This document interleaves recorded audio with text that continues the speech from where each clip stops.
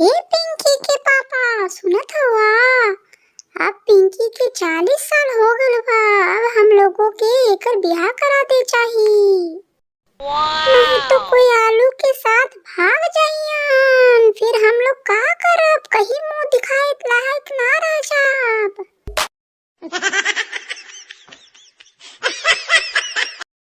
यह पिंकी के मम्मी काहे इतना अगवकात हो? अभी तो एकर बस 40 वर्ष होल बा, यानी अभी तो ये बच्चा बिया बच्चा। अभी 10, 15, 20 साल बीत जाएदा तब ना लड़का देखब, तब ना एकर बिया धूमधाम से करब। अभी तो ये बच्चा बिया बच्चा। एहो पिंकी के पापा, हमार बात मान ला।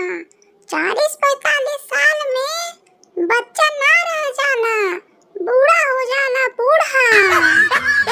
हम लोग के 60 साल हो गइल बा, हम लोगों से तो 20 साल छोटा बा, यानी हम लोग के लगभग बा।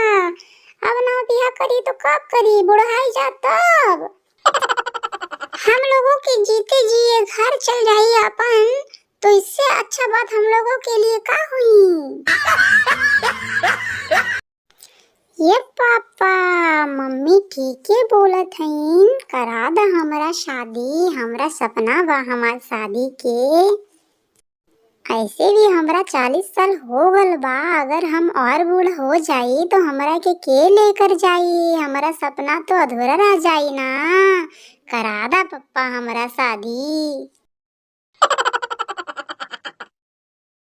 अरे ठीक बा, इतना कहू थहु तो शादी करा देव, लेकिन हमरे लगे तुहार जैसा बच्चा चाहिए, बच्चा, ना कि दामाद बूढ़ा चाहिए, बूढ़ा।